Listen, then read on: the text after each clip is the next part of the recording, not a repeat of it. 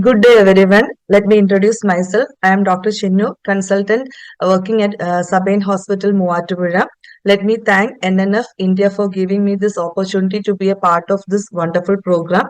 I hope this will be useful for each and everyone. We will be discussing for the next 1 hour about newborn screening and discharge planning.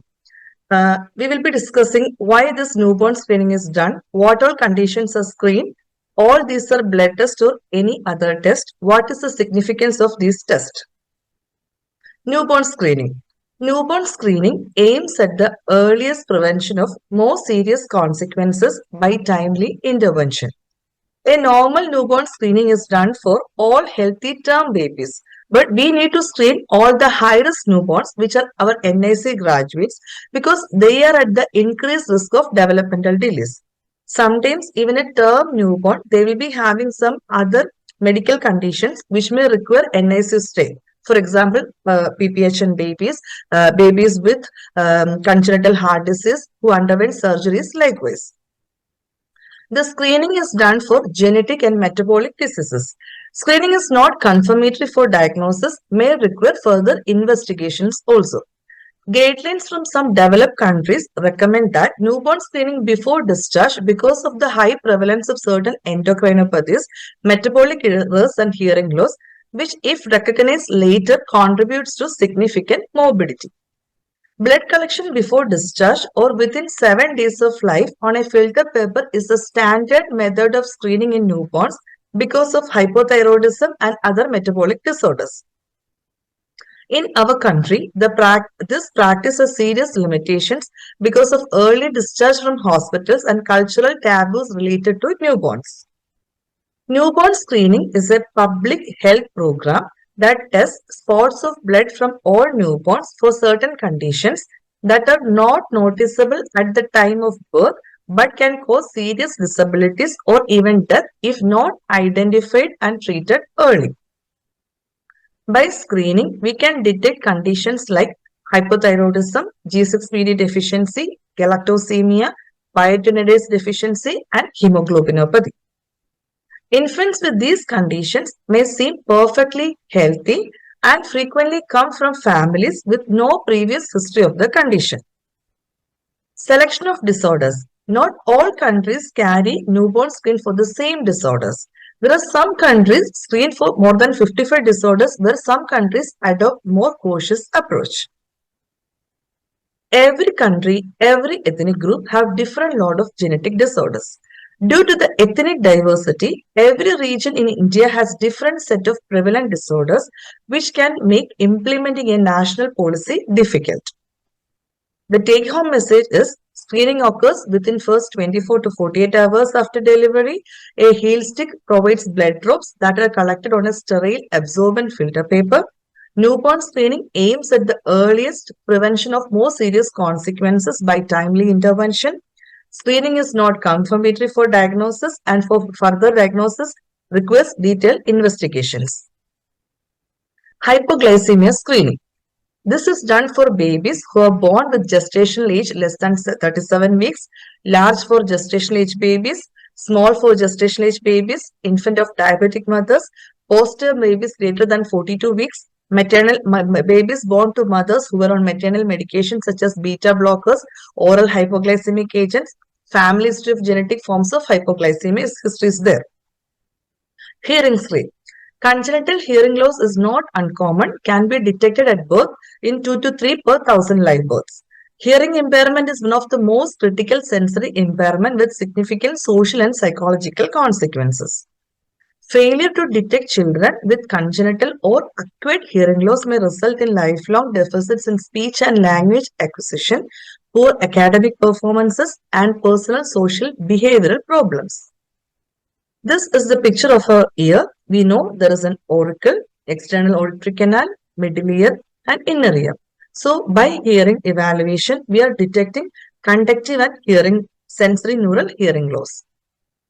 The critical period for identification and remediation of hearing loss is before the age of 6 months. The practice of neonatal screening has dramatically lowered the age of diagnosis of deafness from 1.5 to 3 years to less than 6 months of age. The test for hearing screen. Auto-acoustic emission, which is known as OAE screen. This can be done for all newborns. We screen the inner ear and cochlear function. The principle of OAE is the healthy outer hair cells in cochlea produce sound vibrations, which are emissions, in response to the auditory stimulus.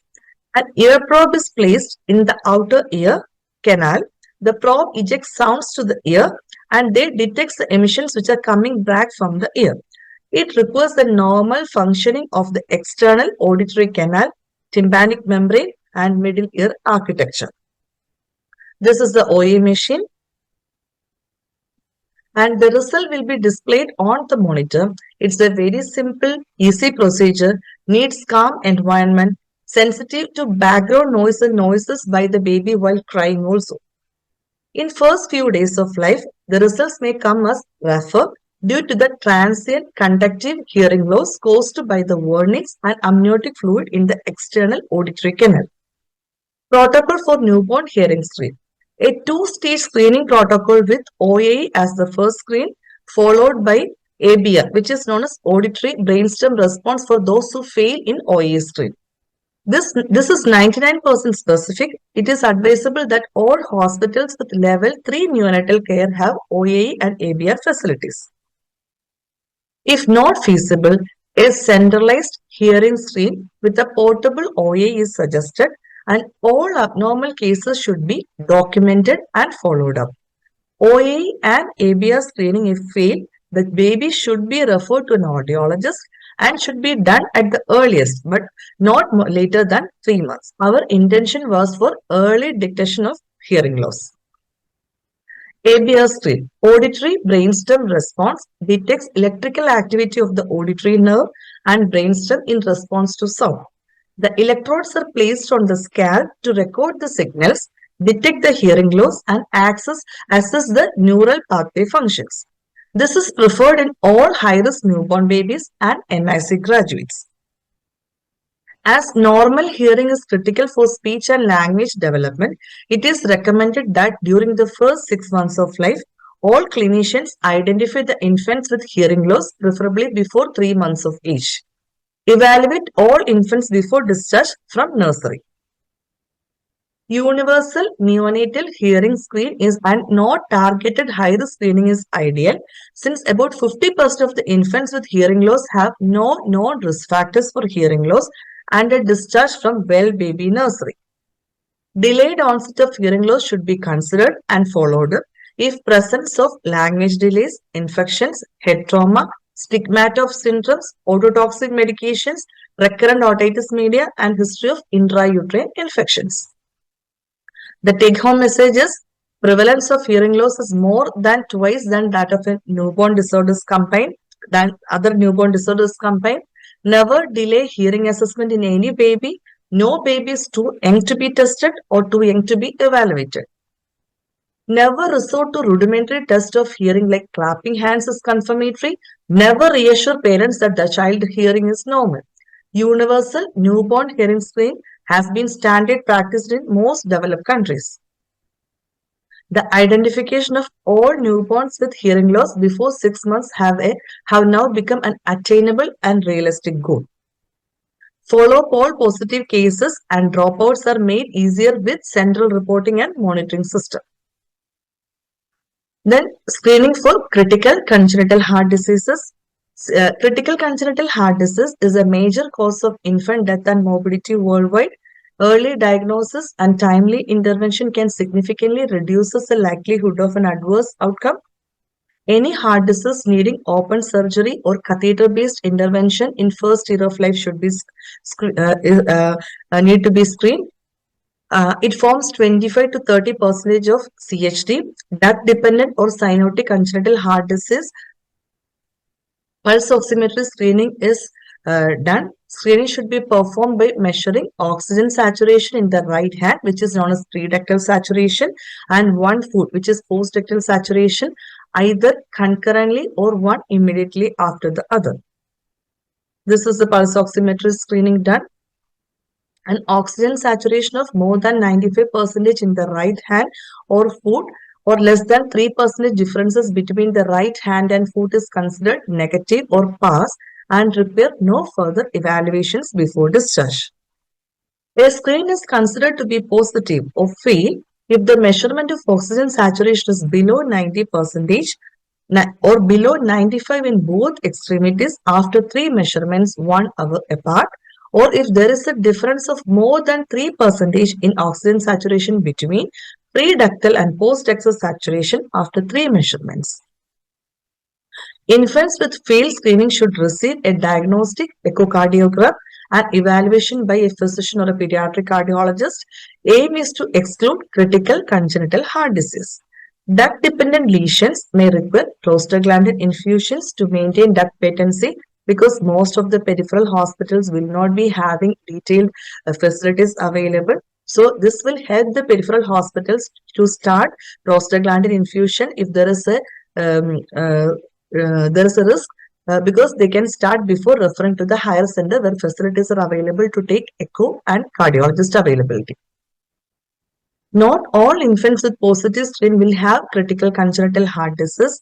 In addition to critical congenital heart disease, infants with other conditions associated with hypoxemia, such as certain hemoglobinopathies and persistent pulmonary hypertension, may also have a positive screen. In conclusion, by saturation monitoring, early detection of critical congenital heart disease is a simple, non-invasive, inexpensive test which meets the necessary criteria for inclusion to universal newborn screening panel. Wider acceptance and adoption can be significantly decreases the morbidity and mortality in infants with critical congenital heart disease. Neonatal hyperbilirubinemia. All newborns, we should check total serum bilirubin before discharge. Transcutaneous bilirubin also can be done. The interpretation can be based on Bhutanese nomogram or AAP, American Academy of Pediatric Nomogram. This is the Bhutanese chart. Here there is a low risk, low intermediate and high risk zones are available, and we usually plot depending upon the value, and we will decide on phototherapy or exchange transfusion is needed. The risk factors are prematurity, low birth weight, severe hematoma, significant bruising, hemolysis, AB or RH incompatibility, G6PD deficiency, hereditary spherocytosis, sepsis, polycythemia, dehydration. In some cases, there is poor establishment of the breastfeeding, etc. Red reflex. This is a non-invasive screening test using an ophthalmoscope to detect the abnormalities. Should be done before discharge. Bilateral, symmetrical, reddish, orange glow is seen in both eyes. Abnormal red reflex is seen in congenital cataract, retinoblastoma, and other causes of corneal opacity. This is the ophthalmoscope. You should always screen. Normal red reflex doesn't require any referral, and this is a non-invasive test. It should be done in all newborns. And if there is an asymmetry or if the red reflex is abnormal, this baby should be referred. Screening for high-risk babies. The NAC babies are at high risk for developing neurodevelopmental problems.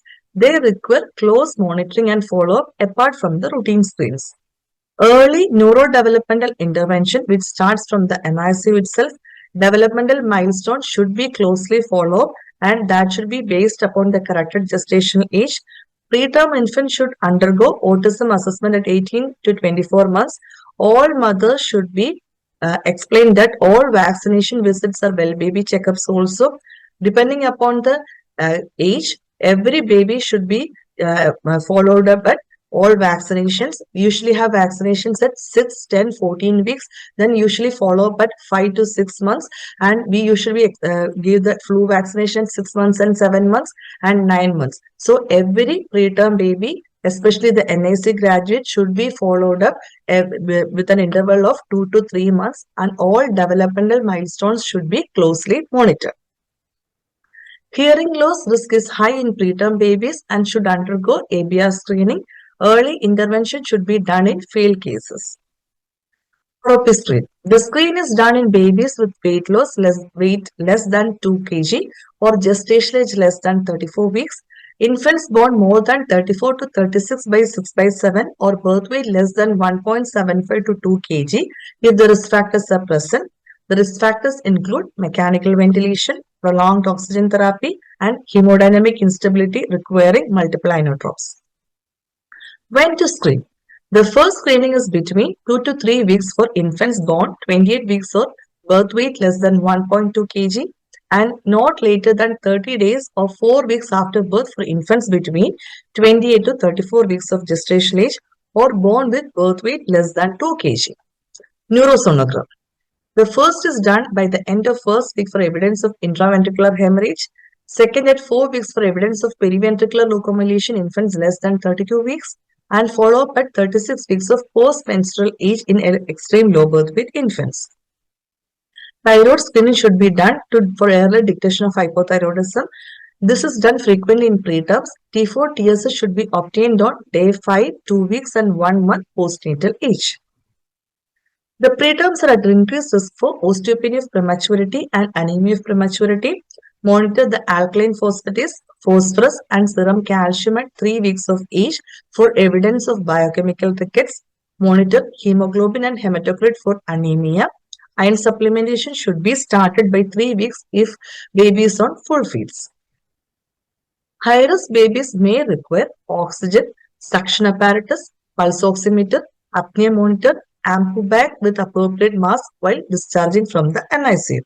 So, these equipments should be, we will be sending the babies with all this monitored to home.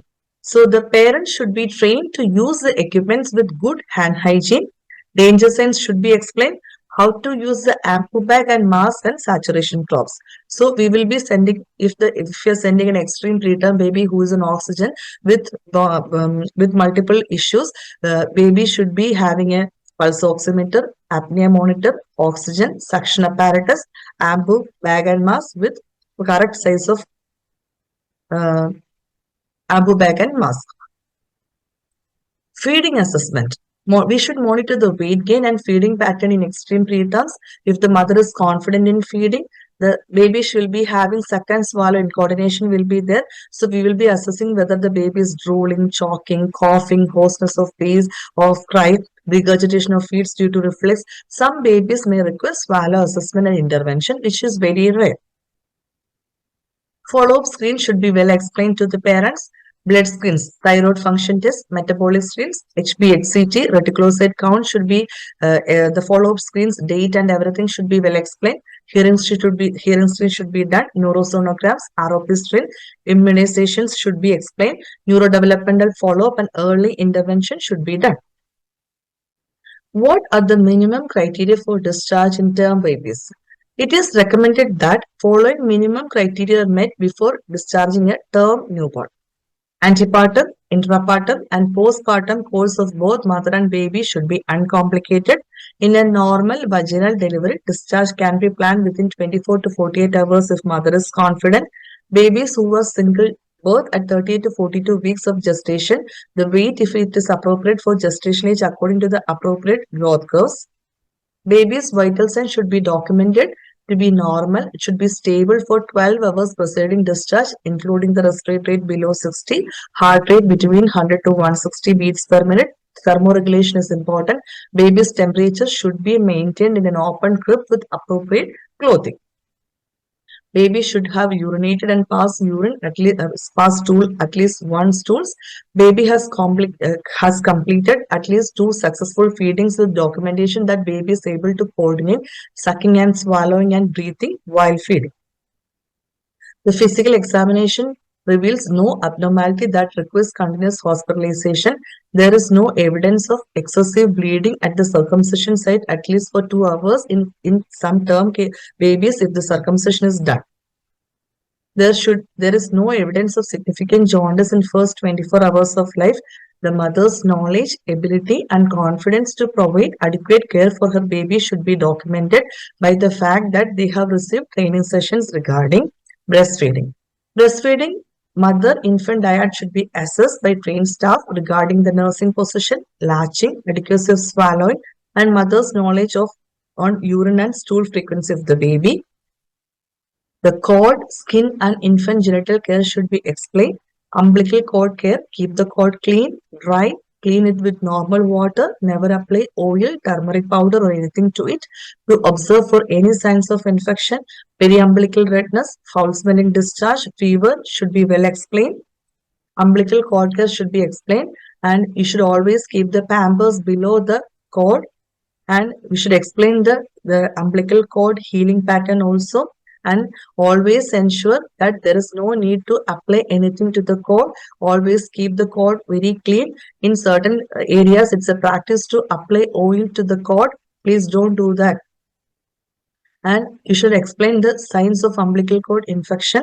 The umbilical cord infection is known as omphalitis, which results in inflammation of the affected area. It is generally caused by bacteria, which is common in newborn with weak immunity. Umbilical cord care should be explained. Clean with cotton and warm water from base upwards. Always dry thoroughly. Keep it out of diaper. If stools get onto it, clean with soap and water.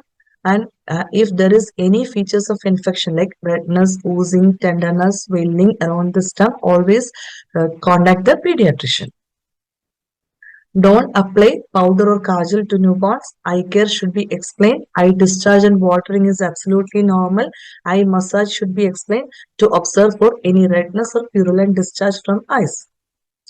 The esolacrimal duct blockage is normal in newborn babies. Most cases it opens as the baby grows up. Duct blockage causes watery eyes and sticky discharges. Never needs eye massage. The need of eye massage should be demonstrated. Never apply breast milk into the eyes also. This is a nasolacrimal duct. This is a lacrimal gland, and there is a lacrimal sac and duct is there. You should explain the how to do the eye massage. The hand should be washed well. Hygiene should be maintained. We should place the index and thumb fingers at the inner corner of the eyes. Gently press and stroke downwards along the side of the nose 10 to 20 times, 3 to 4 times per day. This helps to open the duct and prevent infections. And when to give newborn the first bath? The sponging and bathing. Sponging can be done after hemodynamic stability is attained. Detailed bath can be done after 2.5 kg. Lukewarm water with cinder baths can be used. Ensure neck, groin, skin fold and flexures are well cleaned. Mothers should be able to recognize the signs of illness and common infant problems, particularly jaundice, breathing difficulties, seizures and features of sepsis. Proper infant safety is important. Family members or other support person familiar with newborn care, knowledge about lactation and recognition of jaundice and dehydration should be available to mother. They should always be encouraged to reach out to the nearest hospital in case of any emergency. The laboratory screen should be reviewed, including maternal syphilis and hepatitis surface antigen status, cord and infant blood type, and direct home stress in certain cases. Routine newborn screening should be performed as per guidelines. Initial hepatitis B vaccination should be administered. Scheduled appointment for administration has been made within the first week of life. Follow-up vaccination details should be explained in detail. The vaccination schedule should be explained as per National Immunization Schedule. The option of IAP vaccination schedule also should be explained. The need of optional vaccinations availability should also be explained. The physician-directed source of continuing medical care for both mother and baby should be identified. For those discharged before 48 hours, a definite appointment should be made for examination of the newborn within next 48 hours. Family, environment, and social risk factors should be assessed and resolved, including substance abuse, history of child abuse and neglect, lack of fixed job, teenage mothers, lack of social supports, and domestic violence cases. The purpose of early follow-up visit: assess the infant's general health, hydration, jaundice, to identify the problems relating to the feeding pattern or technique, assess the quality of maternal-infant interaction and infant's behavior, reinforce maternal and family education in infant care, especially regarding feeding, review the pending laboratory reports, performance screening tests that are clinically indicated, identify a plan for healthcare maintenance, including emergency visits, preventive care, and immunizations. Thank you.